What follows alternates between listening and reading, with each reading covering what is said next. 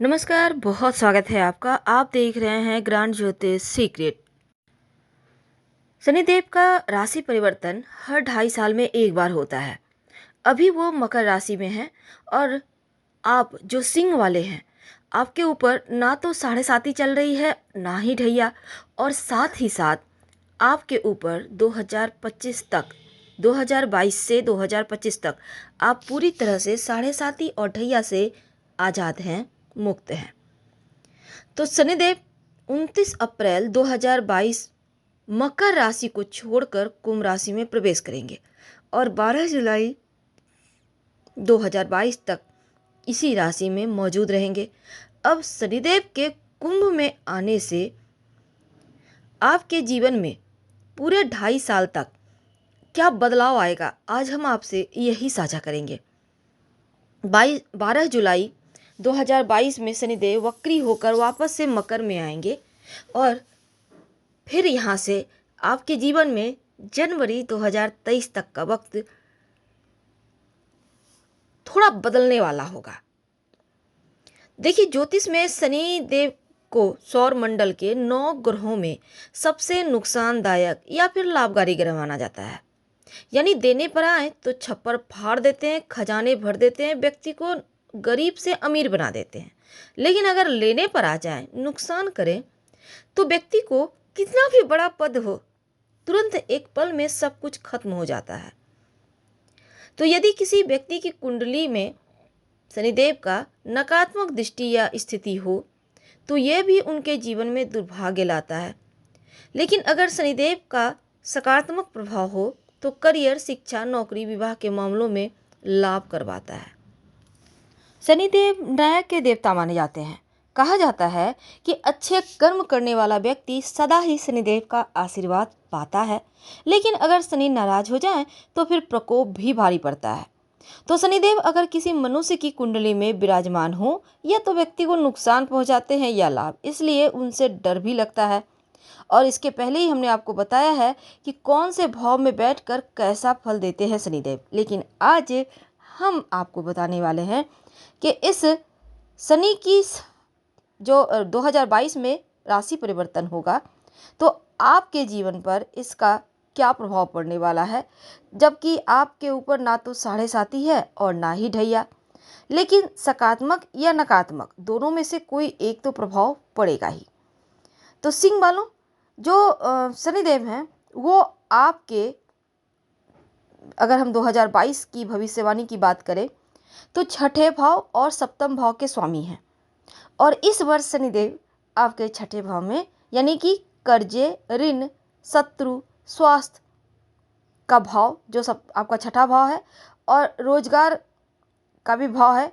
लेकिन अप्रैल के अंत से 2022 में 29 अप्रैल से 12 जुलाई तक अपने 7म भाव में गोचर करेंगे। यानी वह विवाह स्थान में, जिसको पार्टनरशिप का भाव कहते हैं, वहां पर गोचर करेंगे। तो देखिए, जब वो विवाह स्थान में आएंगे तो विवाह और पार्टनरशिप इस समय थोड़ा सा आपका तनावपूर्ण चलेगा। अगर आपके अंदर लोग काम करते हैं, आप व्यवसायी हैं, तो इस समय थोड़ा सा परेशानी तो है, टेंशन बढ़ाएगा इन रिश्तों में। और जो लोग जॉब करते हैं वो लोग अपने अंदर जो प्रतिभा है उसको बाहर निकालने के लिए हर समय तैयार रहें, यानी एक्टिव रहें। अपनी स्थिति को सुरक्षित रखिए और भविष्य में तभी आप आगे बढ़ पाएंगे, तभी आप आसानी से तरक्की कर पाएंगे। जिम्मेदारियां बढ़ेगी, लेकिन काम भी आपको उसी लेवल का करना होगा। जो लोग व्यवसायी हैं, अपने कंपटीटर की वजह से चुनौतियां तो जीवन में आपको आएगी, क्योंकि एक ही तरह के व्यवसाय बहुत सारे लोगों के होते हैं।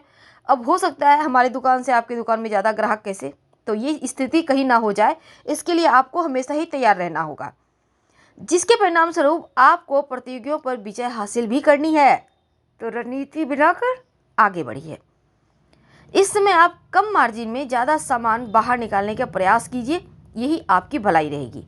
स्वास्थ्य की बात करें, पुराने स्वास्थ्य संबंधी कोई भी परेशानी है तो ज़्यादा सावधान रहना है, क्योंकि इस समय आपको ब्लड प्रेशर या फिर शुगर, मधुमेह संबंधी समस्या परेशान कर सकती है। हालांकि नियमित रूप से अपने स्वास्थ्य की जांच करवाएं। अब चूंकि सप्तम भाव में शनिदेव आएंगे तो वैवाहिक जीवन में भी घमासान मचाएंगे। तो ऐसे में जीवन साथी के स्वास्थ्य का, उनके स्वभाव का, संवेदनशीलता का ध्यान रखें और घरेलू मामलों को और उनके जीवन साथी के विचारों को भी समझें, तो ही आपके लिए भलाई है। क्योंकि विवाह स्थान में शनिदेव बैठकर कहीं ना कहीं दूरियां करवा देते हैं। तो ऐसे में आपको समझना होगा क्या करें कि सब कुछ अच्छा हो जाए। देखिए, नियमित रूप से डार्क ग्रीन, हरे रंग का कपड़ा आप पहने या फिर आप रुमाल भी रख सकते हैं। खासकर शनिवार के दिन आप हरा कपड़ा जरूर पहनिए। और इसके साथ ही देखिए, 2022 बहुत सारी मुश्किलें भी लेकर आ रहा है, बहुत सारे समाधान हैं। अब शनिदेव सभी 9 ग्रहों में सबसे मंद गति से चलने वाले ग्रह हैं और एक राशि में से दूसरी राशि में जाने के लिए 2.5 साल का समय लेते हैं। और वैदिक ज्योतिष में शनि ग्रह को बीमारियों का, दुखों का, तकनीकी का कारक माना जाता है और लोहा, तेल और जेल के भी कारक माना जाता है। और शनिदेव की जो महादशा है ना, 19 सालों तक चलती है और शनिदेव मकर और कुंभ राशि के स्वामी हैं।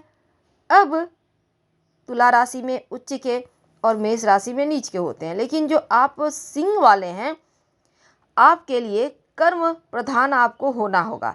क्योंकि शनि की बुरी दृष्टि अगर पड़ जाए तो परेशानियां बढ़ती है। तो बिगड़े बनते हुए काम बिगड़ जाते हैं, नौकरी में बाधाएं आती। जैसा कि देखिए, 12 जुलाई को एक बार फिर से वो आपके छठे भाव में आएंगे, तो फिर से आपको संभल के ही आगे बढ़ना है। हालांकि उस घर को रोशन करते हैं, लेकिन फिर भी शत्रुओं से सावधान तो रहना होगा। और बुरे दिन कम होने लगेंगे जब आप ईमानदारी से चीज़ों को समझने लगते हैं।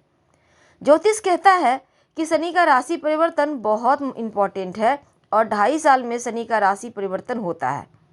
तो अभी 2022 में 29 अप्रैल को शनिदेव अभी तक आपके छठे भाव में रहेंगे और 29 अप्रैल को सप्तम भाव में जाएंगे और 12 जुलाई को एक बार फिर से वक्री होकर आपके रोग, चोट, ऋण, कर्जे, शत्रु के भाव में वापस चले आएंगे।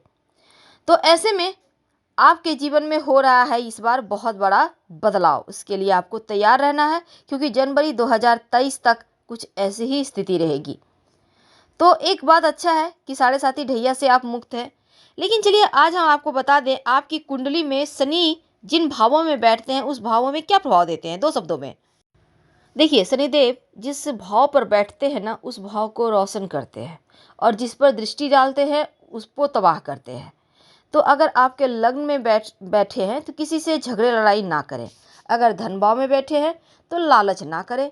अगर तृतीय भाव में बैठे हैं तो घर में अंधकार ना रखें। और अगर चतुर्थ भाव में बैठे हैं तो नया घर मत खरीदिए। अगर पंचम भाव में हैं तो संतान को नुकसान हो सकता है, इसीलिए इस समय किसी भी निर्माण कार्य से बचिए। अगर छठे भाव में है तो बीमारियों से मुक्ति मिलेगी, जमीन प्रॉपर्टी बढ़ेगा, लेकिन मांस मदिरा मत खाइएगा। अगर सप्तम भाव में बैठे हैं तो सामाजिक रूप से थोड़ा नुकसान कराते हैं। पराई स्त्री, पराई पुरुष के चक्कर में ना पड़े और धन का सही इन्वेस्टमेंट या सही इस्तेमाल करें। अष्टम भाव में बैठे तो धन की मुश्किल बढ़ाते हैं, थोड़ा खर्चा बढ़ाते हैं। और नवम भाव में बैठे तो अच्छा है, संसारिक लोभ से भी दूर होते हैं। दसम भाव में बैठ जाएं तो लक्ष्मी बढ़ती है। और 11वें भाव में बैठें तो फिर आपको किसी को कर्ज नहीं देना चाहिए। 12वें भाव में बैठे तो नया काम शुरू नहीं करना चाहिए, नुकसान होगा। करना ही है किसी अपने के नाम पे करें, आप अपने जीवन साथी, बच्चों के नाम से कर सकते हैं। तो इस बात का ध्यान रखिएगा। तो शनिदेव कुंडली में कौन से भाव में बैठकर क्या फल देते हैं, आज हमने आपको ये भी बताया। तो हम आपसे विदा लेते हैं। जानकारी अच्छी लगे तो लाइक कर सब्सक्राइब करें। और आपके लिए 2022 थोड़ा सा विषम परिस्थिति है, लेकिन अपने धैर्य और अपनी बुद्धिमानी से आप चीज़ों को बेहतर कर सकते हैं। हर हर महादेव। हम फिर मिलेंगे, धन्यवाद। लेकिन हाँ, जीवन में मुश्किल ज़्यादा हो तो रोज़ शाम में ओम शनिश्चराय नमः का जप कर सकते हैं या फिर आप शनि चालीसा का पाठ कर सकते हैं, पर शाम के समय कीजिएगा। धन्यवाद, फिर मिलेंगे।